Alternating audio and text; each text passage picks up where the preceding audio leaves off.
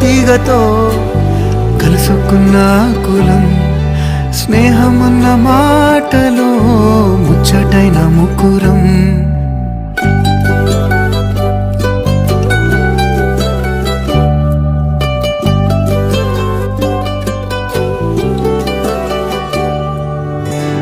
కళ్ళలోకి కన్నీరు రాగానే మాట కొంచెం తడబడుతుండగానే ఏమైంది మామా అంటూ అడిగే గొంతు వీరా